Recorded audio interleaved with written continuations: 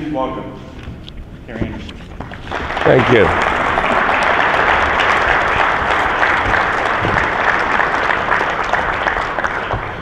Thank you guys for inviting me here. I'm always delighted to talk about journalism because it's something I remain passionate about. You'll have to excuse my voice. I'm in the midst of a cold, which I have probably spread across half the nation on my way here. But by the way, has anybody suggested you do this in June? I'm not going to talk about what happened years ago, although we'll have time for questions afterwards. And you can ask all you'd like about it. I'd be happy to answer. But I'd like to talk about a couple of other things. First of all, amid all the changes in journalism that y'all are going through, the technology, the internet, the loss of traditional journalistic jobs, the blurring of just what is journalism and who is a journalist, I think it's really important to remember just what we're supposed to be doing and who we are.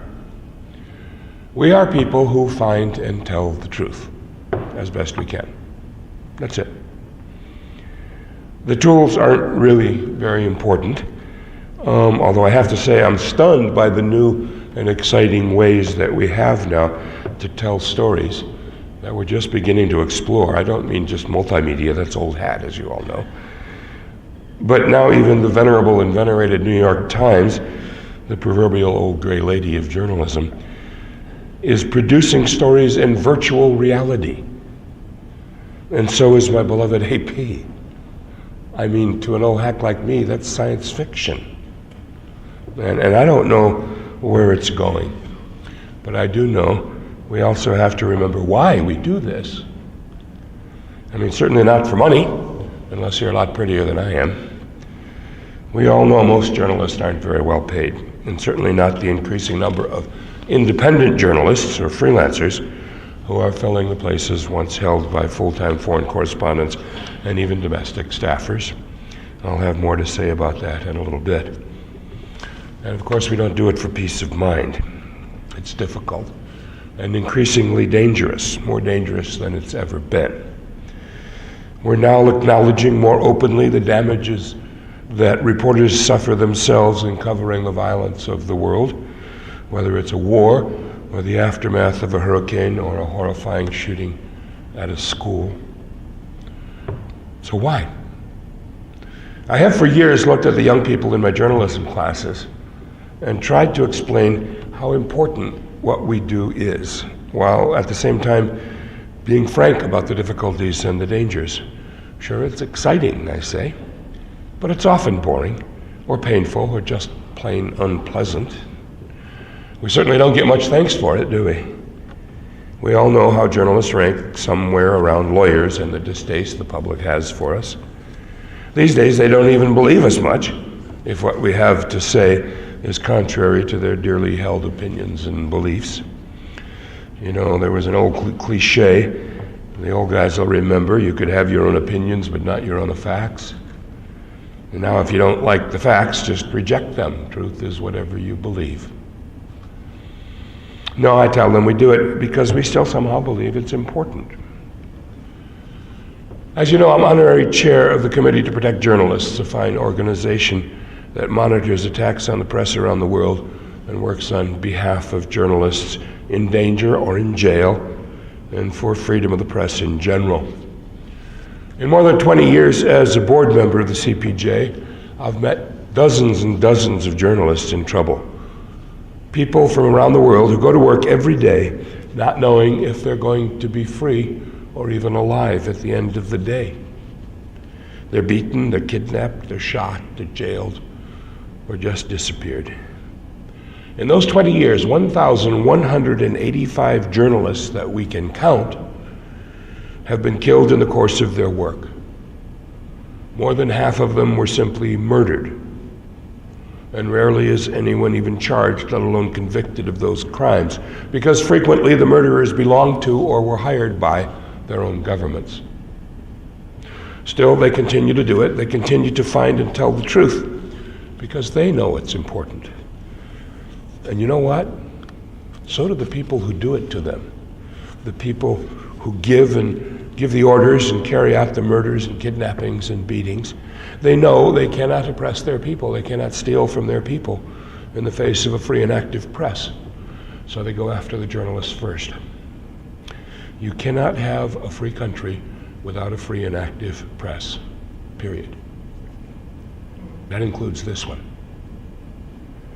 These days, many of those facing danger, venturing into dangerous and difficult places, aren't lucky enough to work for fine organizations like the New York Times or the AP or Reuters or many of your great newspapers. They are often young people, often just out of school, inexperienced, sometimes ill-trained. Even if they are able and experienced and well-trained, as many of them are, they are usually ill-paid and ill-supported. Hell, some people even think journalists should work not just for little, but for nothing, and be happy for the exposure. Emma Beals, a fine young independent journalist, wrote this in the Frontline Freelance Register. It's a long quote, so I won't bother with she said until the end, because I agree with everything she wrote. She said, Stephen Hull, editor-in-chief of Huffington Post UK, recently stated on BBC's Radio 4, if I was paying someone to write something because I wanted to get advertising, that's not a real authentic way of presenting copy. When somebody writes something for us, we know it's real. We know they want to write it. It's not been forced or paid for. I think that's something to be proud of. This statement, Emma said, is irresponsible, and it is dangerous. It's dangerous for the state of journalism and dangerous for journalists themselves. Quality journalism costs money. Mr. Hull suggests that only writing which isn't paid for is real, but who is paying for it if the outlet isn't? Public perception of journalism and news media is that it is increasingly partisan and untrustworthy. Inviting unpaid content seems like an excellent way to invite special interests and lobbyists to speak their mind. Writers, photojournalists, and videographers have rent and bills to pay, and sometimes they might want to eat or drink or take a holiday. The best way to ensure journalism is well-researched and ethically sourced is for an outlet to pay the cost of reporting it, plus a fair rate for the journalist's time. It is surprising that this even needs to be pointed out. When was the last time you saw chefs asking to be paid for the food you eat in a restaurant, or an electrician publicly begging for change for replacing your busted fuses? At Frontline Freelance Register, we also believe that fair and timely pay is a safety issue. Our members work in some of the most dangerous parts of the world. The news industry, with its shrinking foreign bureaus and cutbacks, increasingly relies on our members and other brave journalists to bring news of what's happening around the world into our living rooms and onto newspaper pages. Reporting in war zones, in areas of political or civil unrest and change, is expensive. A good fixer, a driver, hotels, insurance, safety equipment can run into the hundreds or even thousands per day. Someone has to pay this. Often news organizations don't cover expenses or expect freelancers to cover them personally and then seek subsequent reimbursement. This can take months, as many news organizations classify journalists as vendors who fall under the same finance protocols as the photocopy company or the people who deliver the water coolers. When freelancers aren't paid properly, they cut corners. Perhaps they try to work for several clients at once, or take a cheaper driver that's not so trusted. Maybe they stay in the firing line longer and closer to sell more work to cover the expenses. Perhaps they don't take out insurance because the cost would mean they wouldn't break even. A business model that requires journalists and local media workers, drivers, and fixers to bear the cost of producing news is not a business model at all. The Huffington Post was acquired by AOL in 2011 for $315 million. Last year it was valued at $1 billion, due in no small part to the 200 million unique visitors it gets each month. But how many of those visitors understand that the news they read is generated at the expense of journalists? Successful campaigns have meant consumers now worry about whether their eggs come from battery hens, whose lives are made miserable so suppliers can profit from cheap eggs. Fair trade coffee is now pervasive because it was deemed unreasonable for workers to toil in the field for slave wages. Clothing producers are now held to account when their factories fall below minimum standards of safety for workers. But with news, consumers have not yet caught on to the fact that the information they read is not always gathered ethically, that freelance journalists are sometimes exploited and imperiled. It is up to consumers to demand that the media they consume is gathered as ethically as their breakfast. That's from Emma Beals in the Frontline Freelance Register. That's a new association of freelancers who are trying to work to make things better. My daughter Suleme is also an independent journalist based in New York who covers the Middle East. She writes for Atlantic, Vice, Foreign Affairs, and others. She just got a piece accepted by the New Yorker, which we're very proud of. As a father, I tremble every time she goes out there, but I'm also very proud of her because she's good. She says, paid a living wage? We're not. There's just no way to get by. Journalists are dropping out. We can't afford the things that keep us safe.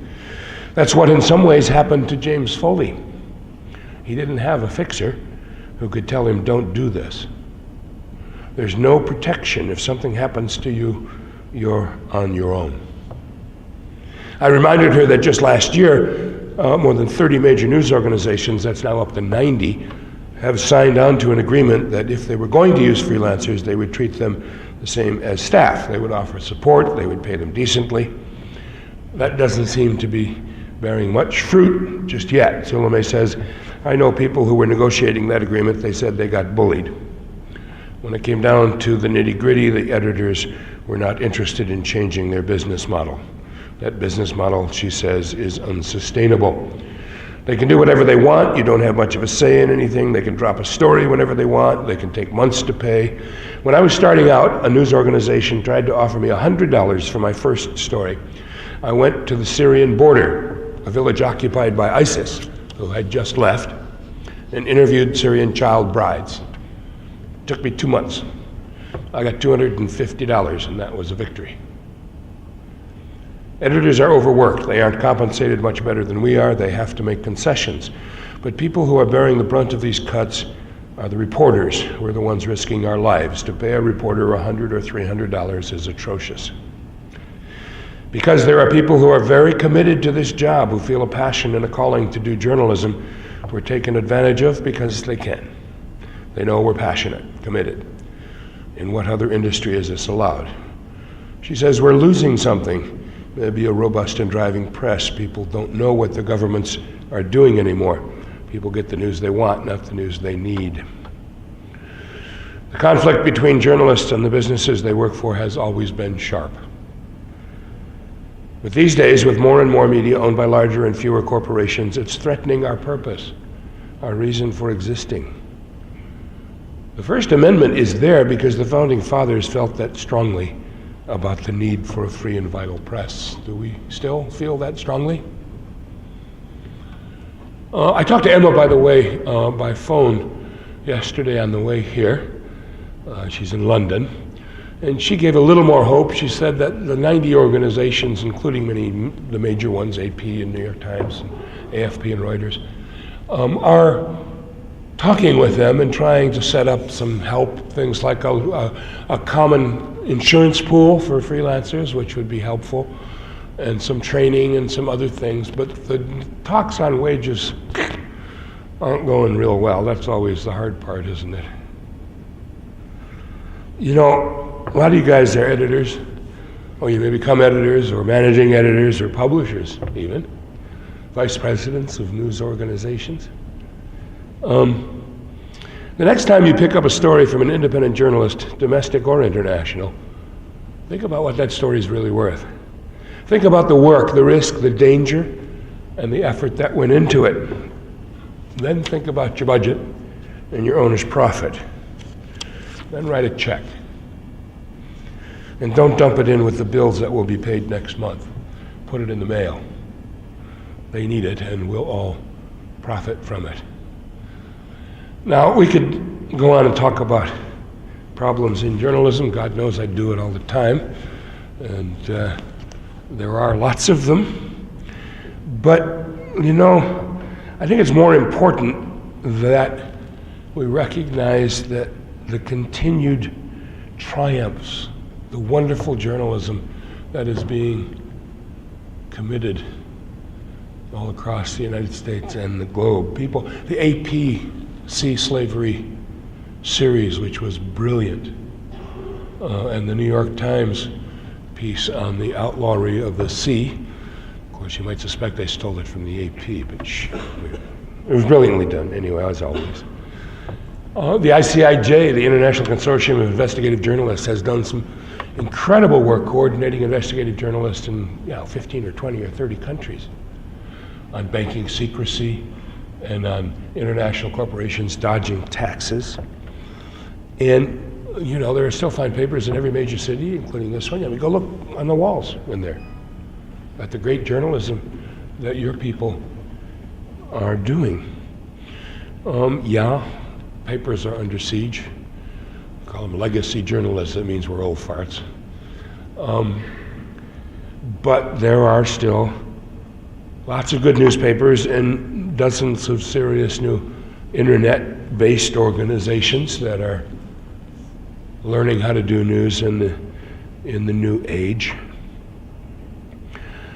You know, and every semester, I just retired in December. I've been teaching at various universities, University of Florida most recently, and every semester I look at my classes. You know what? They're all full. They're all full of bright young people. And despite the warnings, I mean, no professor in a J school is anything but frank about the problems that we have and the difficulties it's going to be. And when I teach international journalism, I have to tell them, you know, those plum jobs like I had for great organizations, they're harder and harder to come by. You're probably going to end up getting some money together and putting yourself on an airplane and plopping over to some country and trying to learn how to live on almost nothing while you build a reputation and a portfolio until you can build some strings. And maybe even like some of the young journalists that I've seen, some that I've taught, catch on with the AP or a major news organization, or even like Rukmini Calamachi, who was a freelancer and then went to the AP and now is working for the New York Times, who steals all our best people. It can be done. It is being done every day, and that's what I prefer to look at and what I prefer to remember. One other thing before I let you ask whatever you want to ask. I think, without going into any politics, our country is in serious trouble. That a lot of people are angry because our system seems to be broken and we don't know how to fix it. Guess what?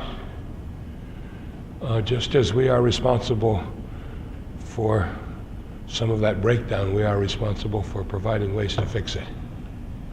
The Founding Fathers were right. The First Amendment is important. You cannot have a free, and I will add functioning country without a free and dedicated press. And that's who you are. That's who you need to be. Thank you.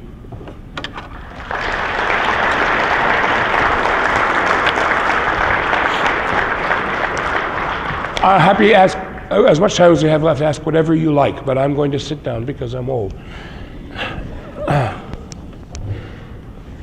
Somebody start. Stick up a hand. Come on, are you bashful? Yeah, go ahead. Can you talk about your experience in Beirut, please? Which part of it? The part as a journalist or the part as a hostage? You know, okay, you're asking a single question that's going to take a long answer. I thought that job as chief correspondent for the chief Middle East correspondent for the AP was the most exciting and difficult job I've ever had or could ever hope to have.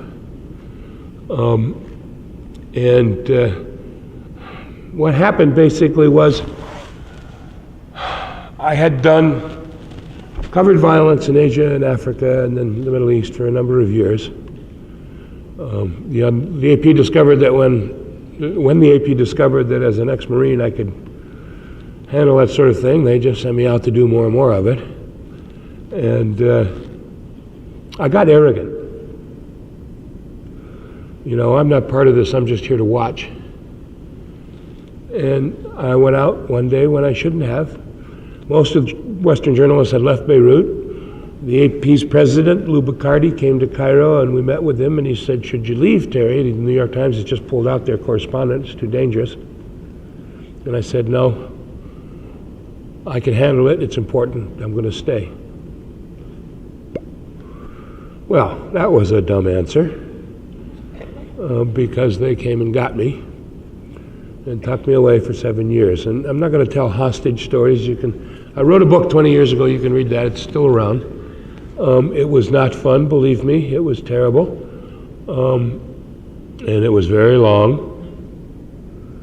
But I was lucky I had, for most of that time, I had about 1.5 years in solitary, which, by the way, nearly destroyed me. And as I will remind you, we are discovering is destroying prisoners in our jails and prisoners every day, including teenagers who are put in solitary as a matter of administrative decision. It is soul destroying. But I had companions for most of that time, and we kept each other alive, and we kept each other thinking that one day we would go home. And most of us did. Is this microphone on? Maybe it's just not pointed properly. Where did it go? Okay. Eventually we did go home, most of us. You know, we forget in the wonderful celebration of the ending of that period with my release that a good many hostages didn't come home, that they died in prison. And I always remember them. But we came home, and America rightly celebrated what seemed to be the end of a very bad period. And I was stunned by my welcome home. I was absolutely stunned. And people have been so nice. I mean, inviting me here. Why did you invite me here? It's not because I'm a professor of journalism, right? It's not because I've written about journalism in the Middle East in the last 20 years. It's because I'm a former hostage and you recognize my name and you know I'm a journalist who had to pay for taking too many chances. And that's okay. You know, one of my friends said when I first came home, how does it feel to know that no matter how long you live and no matter what you do from here on out, that when you die, your obituary is going to read, Terry Anderson, a former hostage. Yeah, that's true. 20-some years later, that's still the way you think of me. That's okay. That's okay. I tell you a secret. I use that recognition. I use that recognition to say things I think should be said, like this. I've used it to raise millions of dollars for the CPJ and for my own charity, the Vietnam Children's Fund. We have just built our 50th school in Vietnam over the past 20 years. And we're already working on our 51st. See? So I can do things with that are worthwhile. So I don't mind. Yeah. Mr. Anderson, just talk about domestic issues for a second. What Sure. are your views on the coverage of the presidential election?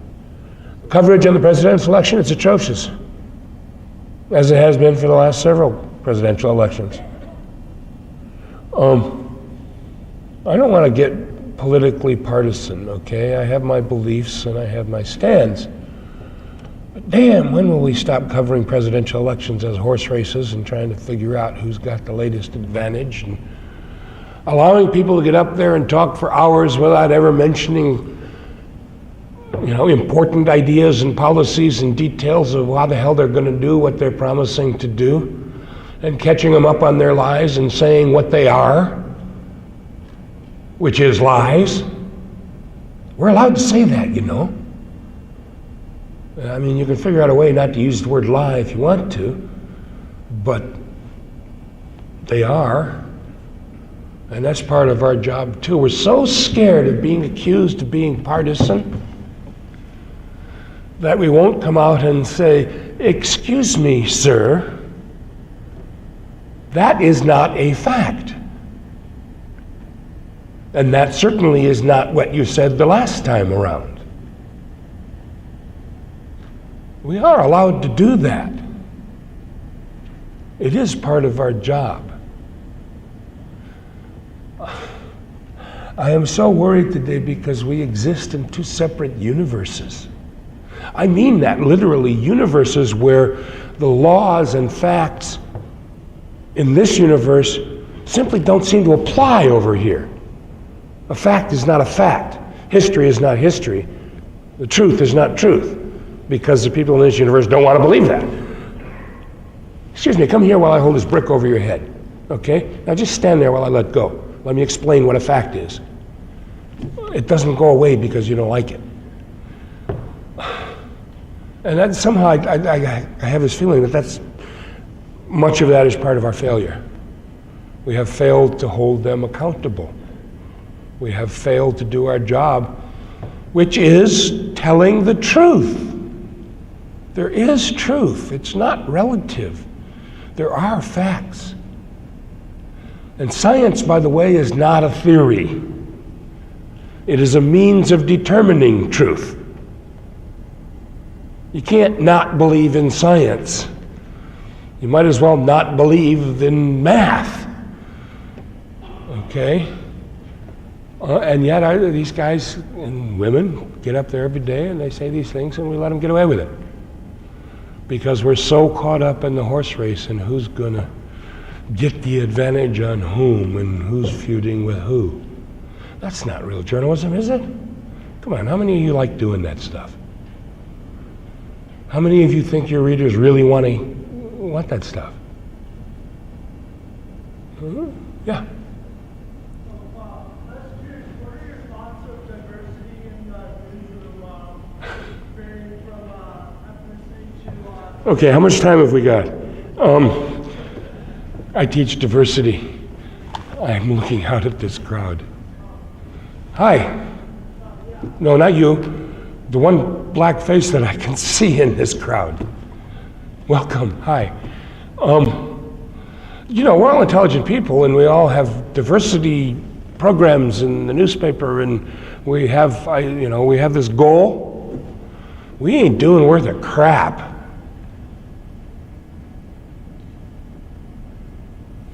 We are. Just look at the room. It's self-evident.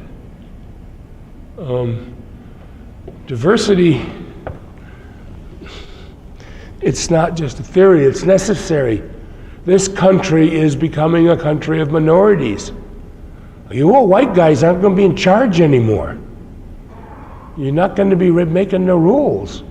And as leaders of opinion, as makers of opinion, you really need to recognize that you need some different input. You know, you need to have some different voices, some different faces, some different backgrounds. We are doing better with women, as you know, although still a struggle for senior jobs, isn't it, ladies? Editors and managing editors and things like that, it's still a problem, but we are doing worth a damn for ethnic diversity. So, there you go. I wish I could explain that, but why don't you come and take one of my diversity courses and we'll spend the next 3 months on it. Yeah.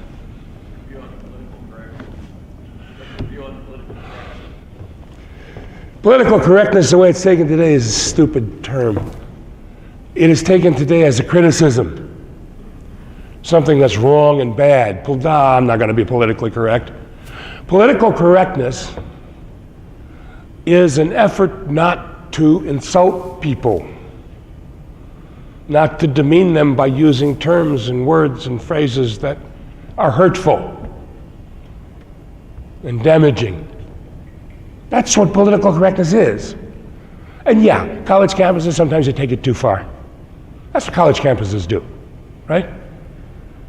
Well, I had a big discussion with a guy the other day. He brought it up, political correctness. And I'm really confused about this microaggression stuff. What is that, microaggression? And I tried to explain, okay, people of color, women, gay people, they run into things every day that are demeaning, insulting, at a kind of a small level. That really, they have to live with us every day. They don't want to get upset. They don't want to break up the conversation. They don't want to cause an argument. So they just let it go. Okay? I'm not going to make a fuss. Dirty joke. Blonde joke. Not going to make a fuss. Happens every day. Every day. You don't think it does? It does. Ask any of these women about mansplaining.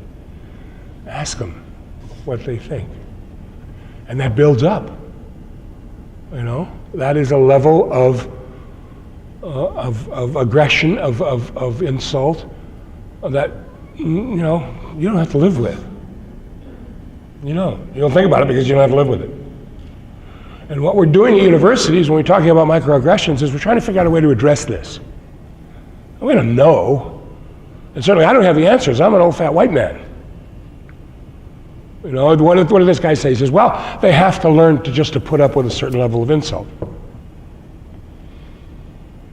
Okay, I'm going to tell a black person that he just has to put up with a certain level of racism every day. And that's an answer. No. We need to figure this out. And where do we figure it out? Where do we talk about these things? We talk about it in universities. And we try to come up and among intelligent people. And we try to come up with things. And you know what the answer is? Don't do it. Think about it. The answer is not for black people to change. They can't change being black, and they don't want to change being black. The answer is you, white man. Recognize that some of the things you say on a regular basis are insulting, and stop doing it. Okay? And the world will be a better place. And that's hard, isn't it? Because number one, it's not a single white person in this room who's a racist, right? We don't have racists. Right? Isn't that amazing? And two, you don't want to change. It's painful. You got to think about it. You got to be aware. You just can't be your old blundering self and just go along making jokes or saying whatever it is you want to say. You gotta be aware of how you sound and what it means when you say something, or when you tell a blonde joke, what it means to a blonde person, or God forbid you should tell a rape joke when the chances are there's some woman in the audience or in your crowd who's been raped. Now, does that sound like a bad thing? Does that sound like something that should be dismissed as I'm not going to be politically correct? It doesn't to me. Yeah. Foreign affairs is your specialty, but how do you get young people, young up-and-coming journalists excited about the fact that they may have to spend 4 hours at an Eau Claire talking about whether we have metered parking? Why do you think I became an international journalist? Zoning committee meetings. I don't find that you need to. I don't know what your experience is, but I get lots and lots of young people who are just dying to get out there and get a job on the local newspaper. They're desperate. They want that experience, and they know they have to pay their dues. I don't know. What's your experience, guys? Are the young people that come to you unwilling to do the gut work? I don't. You're the ones dealing with them on the job. I just send them out to you just as full of starry eyes and hope as I can. It's not grunt work, it's important work. It is important work. Every time you send a reporter to a zoning commission meeting or a city council meeting, you are taking part in that grand fight for our constitutional rights, our human dignity. That's part of the fight at a very real level. If you're not there, you know what's going to happen, don't you? You know, some years ago when I was in Kentucky, the fine little newspaper there, the Herald Leader, went out and did some basic reporting. God bless them. They asked for the expense accounts for the Public-Private Airport Commission. You know, there's a whole level of government, public-private, and they often say we're not public, so we don't have to tell you anything. And they went to court and they got them.